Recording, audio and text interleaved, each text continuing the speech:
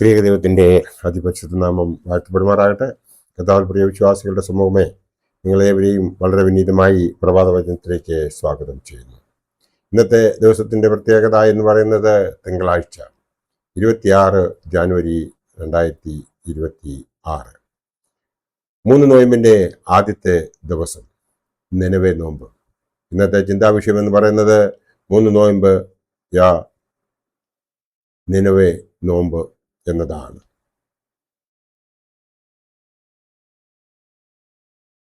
എന്താണ് നോമ്പ് എന്നത് നാം ആദ്യമായി അറിയണം. ജഡകാര്യങ്ങളെക്കാൾ ആത്മീയ കാര്യങ്ങളെ ആണ് വിലമതിക്കുന്നതെന്ന് പഠിപ്പിക്കാനും ജഡമോഹങ്ങളെ കീഴടക്കി ആത്മാവിനെ പുഷ്ടിയാക്കുവാനും ജഡമോഹങ്ങളെ നിരോധിച്ചുകൊണ്ട് ആത്മാവിനെ ദൈവീക കരങ്ങളിലേക്ക് ഏൽപ്പിക്കുവാനും സാത്താനെ ജയിക്കുവാനുമുള്ള ഒരു ആയുധമാണ് നോമ്പ്. നോമ്പിന് 2 ചിറകുകളുണ്ട് എന്ന് നമുക്ക് ഏവർക്കും അറിയാം. നോമ്പിന്റെ 2 ചിറകുകൾ എന്ന് പറയുന്നത് ഉപവാസവും പ്രാർത്ഥനയും ആണ്. എങ്ങനെയാണ് ഉപവസിക്കേണ്ടത്? പരിശുദ്ധനായ മത്തായി ശ്ലീഹായുടെ രക്ഷാസുവിശേഷം 6-ാം അധ്യായം 16 മുതൽ 18 വരെയുള്ള വേദഭാഗം നാം വായിക്കുമ്പോൾ അവിടെ കാണുന്ന ഒരു ഭാഗമുണ്ട്. എങ്ങനെയാണ് ഉപവസിക്കേണ്ടതെന്ന്. ഉപവസിക്കുമ്പോൾ നിങ്ങൾ കപടഭക്തിക്കാരെ പോലെ വാടിയ മുഖം കാണിക്കരുത്. അവർ ഉപവസിക്കുന്നത് മനുഷ്യർക്ക് വിളങ്ങേണ്ടതിനെ മുഖം വിരൂപമാക്കുന്നു. അവർക്ക് പ്രതിഫലം കിട്ടിപ്പോയി എന്ന് ഞാൻ സത്യമായിട്ട് നിങ്ങളോട് പറയുന്നു എന്ന് ഇവിടെ എടുത്തു പറയുന്നു.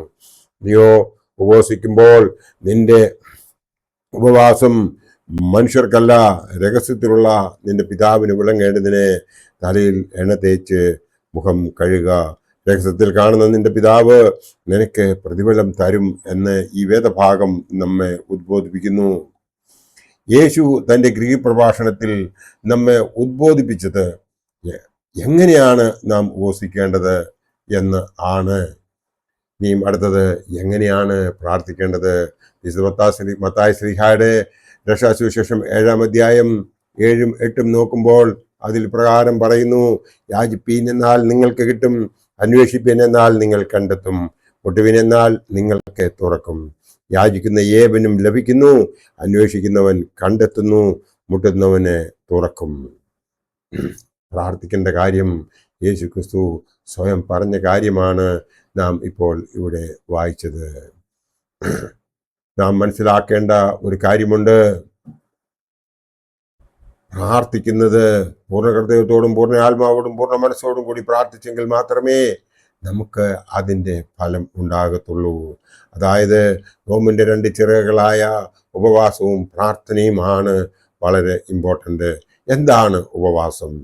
ദുഷ്പ്രവൃത്തികളെ വെടിഞ്ഞ് ദുഷ്ടചിന്തകളിൽ നിന്ന് മനസ്സിനെ തിരിച്ച് ആഹാരം വെടിഞ്ഞ് സ്വയം ദൈവ തൃപാദത്തിൽ സമർപ്പിക്കുന്ന പ്രക്രിയയാണ് ഉപവാസം എന്ന് പറയുന്നത്. എന്താണ് പ്രാർത്ഥന? നിന്റെ ദൈവമായ കർത്താവിനെ പൂർണ്ണ ഹൃദയത്തോടും പൂർണ്ണ മനസ്സോടും പൂർണ്ണ ശക്തിയോടും കൂടി സ്നേഹിച്ച് നിന്റെ ആവശ്യങ്ങളെ അവൻ്റെ തൃപാദത്തിൽ സമർപ്പിക്കുകയും നിനക്ക് ലഭിച്ചിട്ടുള്ളതായ കൃപാവരങ്ങൾക്കായി നന്ദി അർപ്പിക്കുകയും ചെയ്യുന്ന പ്രക്രിയയാണ് പ്രാർത്ഥന എന്ന് നാം ഓരോരുത്തരും മനസ്സിലാക്കേണ്ടതുണ്ട്. ഉപവാസം എടുത്ത് പ്രാർത്ഥിക്കുന്ന കുടുംബങ്ങളിൽ വളരെയധികം അനുഗ്രഹം ഉണ്ടാകും, അവർക്ക് ദൈവപ്രസാദം ഉണ്ടാകും. അവർ ഒരിക്കലും വലിയ വിഷമത്തിലേക്ക് വീണുപോകുകയില്ല എന്ന് നാം ഓരോരുത്തരും മനസ്സിലാക്കേണ്ടതുണ്ട്. നാം ഇവിടെ മനസ്സിലാക്കേണ്ടതായ ഒരു കാര്യമെന്ന് പറയുന്നത്, ഉപവാസം എന്ന് പറയുമ്പോൾ നാം ഓരോരുത്തരും മനസ്സിൽ ചിന്തിക്കുന്ന ഒരു കാര്യമുണ്ട്, ഭക്ഷണത്തിൽ ഒരു കാര്യവുമില്ല എന്നാണ്. നമ്മുടെ മനസ്സിൽ വിശ്വാസം ഉണ്ടായാൽ മതി എന്നൊക്കെ ചിലരൊക്കെ പറയും. എന്നാൽ നമ്മുടെ പിതാക്കന്മാർ നമ്മെ അതാണോ പഠിപ്പിച്ചത്? നാം ഒന്ന് ശരിയായ രീതിയിൽ ചിന്തിക്കേണ്ടതുണ്ട്. നാം ചിന്തിക്കുമ്പോൾ നമുക്കതൊക്കെയും വളരെ ക്ലിയറായി മനസ്സിലാകും. എങ്ങനെയാണ് പ്രാർത്ഥിക്കേണ്ടതെന്ന്, എങ്ങനെയാണ് ഉപവസിക്കേണ്ടതെന്ന്.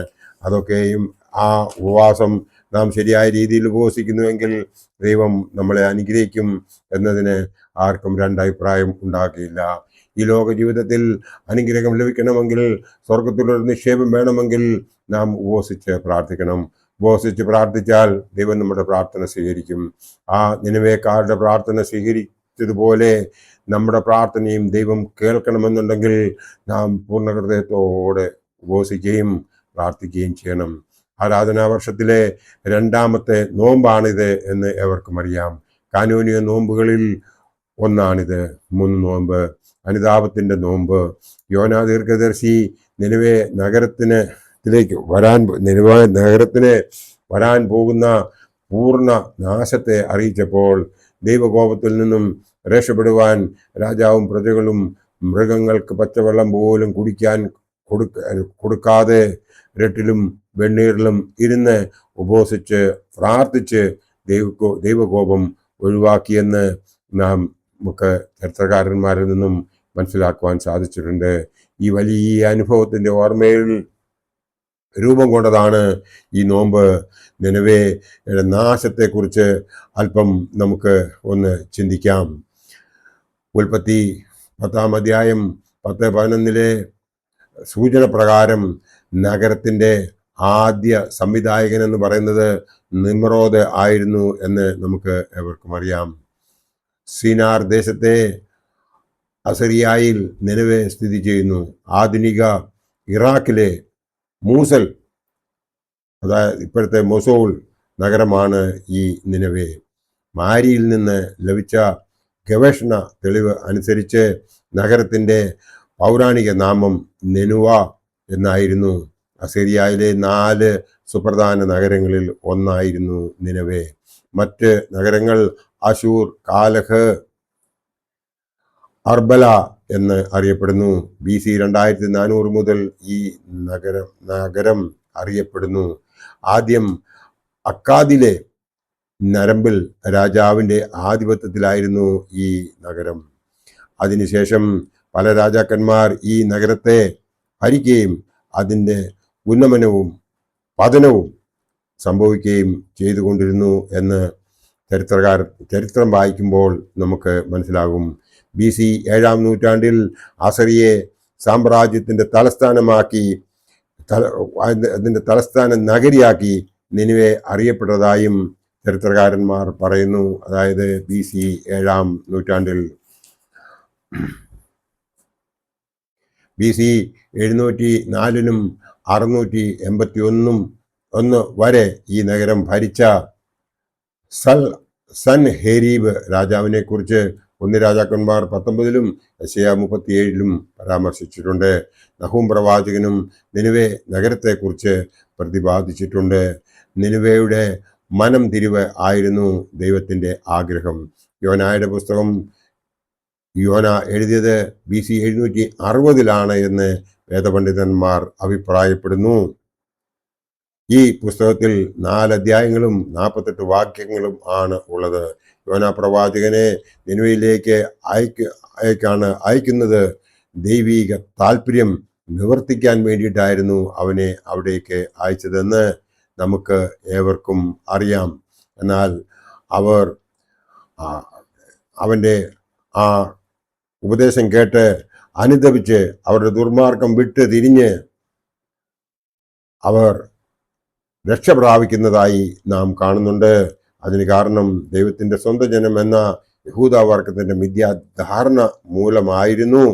ഇതൊക്കെയും ഈ പിന്നീടുണ്ടായ അതായത് യോന അവിടെ എത്തുന്നതിന് മുമ്പ് സംഭവിക്കാൻ കാരണം യോനായ്ക്ക് അറിയാമായിരുന്നു, ഞാൻ അവർ നശിക്കാൻ പോകുന്നു എങ്കിൽ തന്നെയും ഞാൻ അവിടെ ചെന്ന് പറഞ്ഞു കഴിഞ്ഞ് അഥവാ അവർ എന്തു തന്നെ ആയാലും യഹോവ അവരെ നശിപ്പിക്കത്തില്ല, അല്ലെങ്കിൽ അനുദപിച്ചു കഴിഞ്ഞാൽ തിരിച്ചു വരും. അത് യോന ഇഷ്ടപ്പെട്ടിരുന്നില്ല. കാരണം അന്നത്തെ യഹൂദ ജനങ്ങളുടെ ഒരു മിഥ്യാധാരണ അങ്ങനെ ഉണ്ടായിരുന്നു. അത് കാരണം യോന എന്താണ് ചെയ്തത്? യോന പ്രവാചകനെ അയച്ചത് നിനിവയിലേക്കാണ്. എന്നാൽ അവൻ തർസീസിലേക്ക് ഓടിപ്പോയതായി നാം കാണുന്നുണ്ട്. ദൈവം അവനെ തിരികെ നിനിവയിലേക്ക് തന്നെ അയച്ചു. മത്സ്യത്തിൻ്റെ വയറ്റിൽ വെച്ച് അവൻ പ്രാർത്ഥിച്ചു. ദൈവം കേട്ട് അവനോട് ക്ഷമിച്ചു. അങ്ങനെ നമ്മളും തയ്യാറാണോ എന്നാണ് ഈ അവസരത്തിൽ നാം ചിന്തിക്കേണ്ടത്. ഇതിൻ്റെ ബാക്കി കാര്യങ്ങൾ നാളത്തെ എപ്പിസോഡിൽ ഇടുവാൻ ശരണപ്പെടുന്നു. അല്ലെങ്കിൽ ഇത് വളരെ ഒരുപാട് നീണ്ട ഒരു വീഡിയോ ആയിപ്പോവും. ആയതിനാൽ ദൈവം നമ്മളെ എല്ലാവരെയും അനുഗ്രഹിക്കട്ടെ. നാളത്തെ എപ്പിസോഡിൽ ബാക്കി ഇടുവാനായിട്ട് ദൈവത്തിൽ ശരണപ്പെടുന്നു. നന്ദി, നമസ്കാരം.